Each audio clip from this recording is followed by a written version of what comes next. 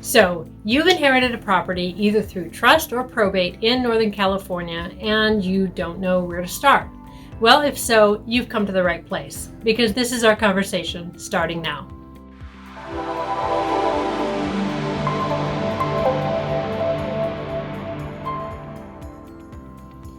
Hey San Francisco peeps, this is Ginger Faith from Golden Canyon Properties and East Bay Probate Help. And our goal is to help you to navigate the quagmire that is probate so that you can press the easy button and make it easier so you can get to the other side and breathe a sigh of relief. Basically, when you inherited a property, you have three options. Number one, you can clean it up and rent it out. Number two, maybe one of the heirs wants it. If so, you need to negotiate between the other heirs how that's going to look. And number three, you can sell it on the open market. Whereas most people end up selling the property, this is not necessarily what is the best strategy for you. But if you do that, even within that, you have a couple of options. Do you sell it on the open market directly, or do you sell it to an investor for cash? That depends on a lot with your goals, the goals of the heirs, and the condition and location of the property. Either way, all of these areas have their challenges and specifics. So if you have any questions and you have a particular challenge, feel free to comment on the chat and I'll be happy to help you navigate. No matter which direction you go, if the house is not in a trust, which we do recommend our clients put their properties into a trust for ease of transfer. But if you have to go through the probate process, then there are some things that you absolutely need to know. First, you need to either request full or limited authority, either for yourself or whoever the executor or administrator will be. If at all possible, we recommend that you get full authority. That will compress the timelines. And what that basically means is you don't have to run to the court for everything. You have full authority to make decisions as long as you disclose to the other heirs what you're doing. Let's get to the basics. What is probate?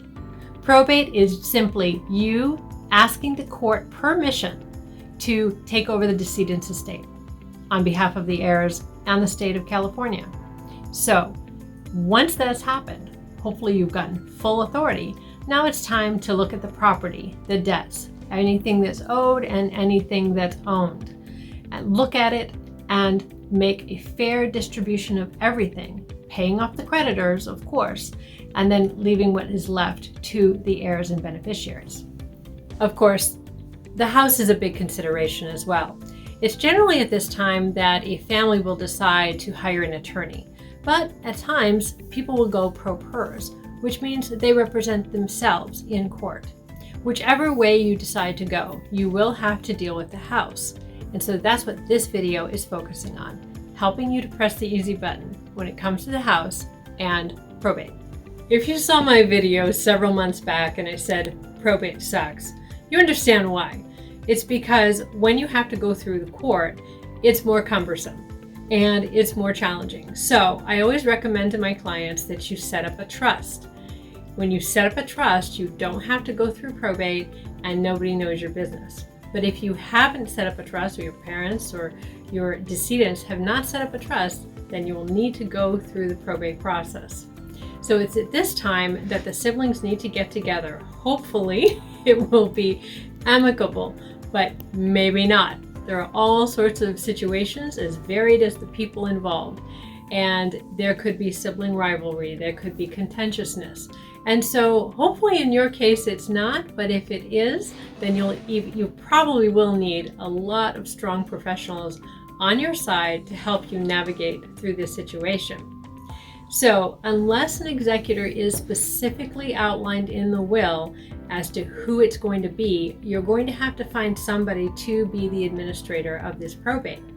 While you're doing that, you need to work with the other heirs. If that cannot be done, then you may need to hire a fiduciary, a third-party person who's a professional who just does this for a living. They're a trusted individual.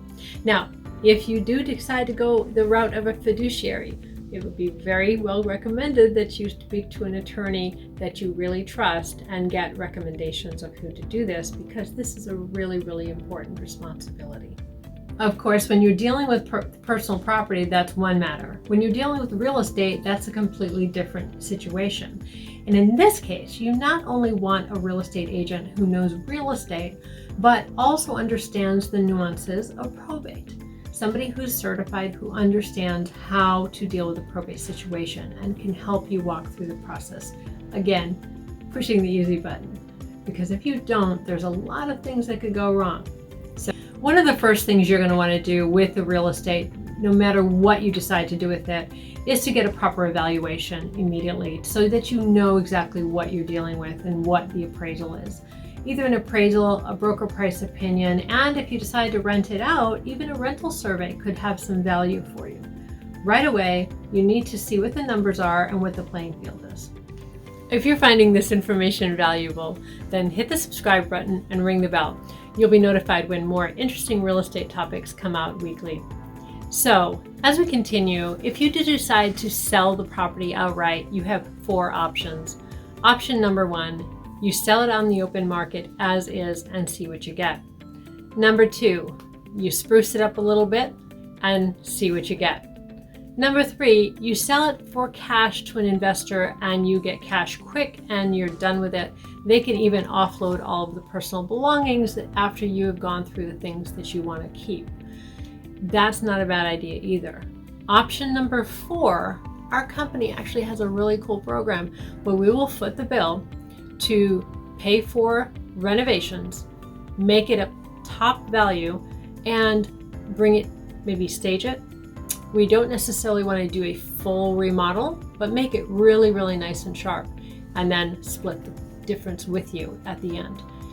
Or just sell it on the open market. We have various programs that would be valuable, depending on your situation and what your heirs need and want, and what you need and want, and what the particulars are of your estate. So if you have any information that you want to relate, feel free to give me a text. Even if it's private, I'll keep it private and confidential. So those are some really great options if you decide to sell the property. Now, how long is this all going to take? Well, of course, that depends. Typically, a probate is around 12 months. It could be up to 18 months, depending on the situation. But the house could be sold very quickly. If you would need cash for whatever reason, because every situation is different, maybe you have a big tax coming up or something, you need to cash out quickly, the house can be sold very, very quickly. We've got cash buyers, and there are cash buyers all over the Bay Area who will do that. But if you want to get top dollar and you have a little bit of time on your hands, then it will take a little bit longer. During the probate process, there will be a 4-month creditor claim, so make sure that you do whatever you can to clean up all the creditors and make sure they're taken care of, and sometimes that's the reason for selling the house quickly as well. Having competent professionals around you during this time will really, really help you to, again, press the easy button. This is hard enough without having people who don't know what they're doing to complicate things. Your goal is to get through this process as quickly as possible, as efficiently as possible, and get to the other side. Breathe a sigh of relief. Another critical document that you need to know about is called the Letters of Testamentary or Letters of Administration. These will have an expiration date. The goal is to get everything wrapped up before the expiration date, including the final tax returns of the decedent and distribution of the final inheritance. Another documentation that you'll need to be aware of that has timelines punctuated with it is called the NOPA, Notice of Proposed Action. Now, whenever you have something that you're doing as the administrator or the executor that's of importance to the estate, a NOPA needs to be filed with the court. In the case that we're selling a house with you, as soon as we get into contract, we will go to the attorney that is working with you and let them know all of the details so that they can create a NOPA and they can send it into the court for filing. 2 weeks later, we have legal permission to sell the property. In the meantime, hopefully you have told your heirs well before that and everybody is on board so that this is just a formality. In the case, of course, that we get a cash offer and all of the heirs are on board, then we can close quicker. We just have to get everybody to sign off within the 15 days or after the 15 days. But if we need to do that quicker, it can be done, as long as everybody's on board. I hope you found this information valuable as you navigate a labyrinth of details that you've never had to deal with before. If you've enjoyed this video, then please subscribe to the channel and ring the bell. And of course, if there's anything specifically that we can help you with here at Bay Area Probate Help, then put a comment below or text us, and we'll get right back to you. This is Ginger Faith from Golden Canyon Properties and Bay Area Probate Help. See you next week.